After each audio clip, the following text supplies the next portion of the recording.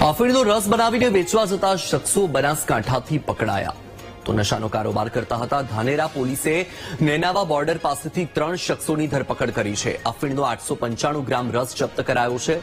વાહન ચેકિંગ દરમિયાન આરોપીઓ પકડાયા છે।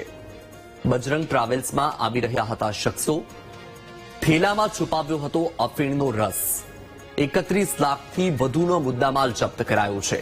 આરોપીઓ વિરુદ્ધ એનડીપીએસ એક્ટ હેઠળ કાર્યવાહી કરાઈ છે।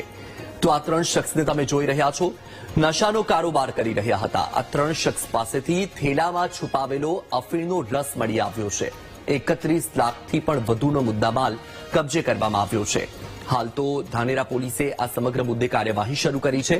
આ તમામ આરોપીઓ વિરુદ્ધ એનડીપીએસ એક્ટ હેઠળ કાર્યવાહી કરવામાં આવી રહી છે।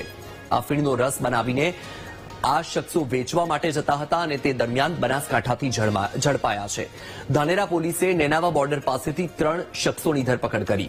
આ મુદ્દે વધુ માહિતી આપી રહ્યા છે સંવાદદાતા રોહિત। રોહિત, જાણવા માંગીશું કે આજે 3 શખ્સો ઝડપાયા છે, તેમની સામે શું કાર્યવાહી ચાલી રહી છે અને આ 3 શખ્સો છે કાના અને આખી વિગત શું છે? જી, ચોક્કસથી વાત કરવામાં આવે તો બનાસકાંઠા જિલ્લાના સરહદી વિસ્તારમાં એક બાદ એક અનેક અફીણના જથ્થાઓ ઝડપાઈ રહ્યા છે। છેલ્લા 2 મહિનામાં અનેક જગ્યાએથી આ રીતે જે માદક પદાર્થો છે તેની હેરાફેરી પોલીસે અટકાવી છે। ત્યારે ધાનેરા પોલીસ નેનાવા બોર્ડર પાસેથી અફીણના રસનો જથ્થો ઝડપ્યો છે।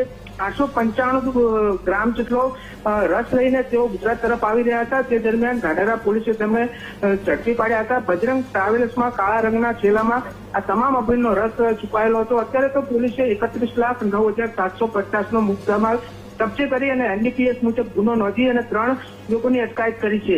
જી બિલકુલ રોહિત, માહિતી બદલ આભાર।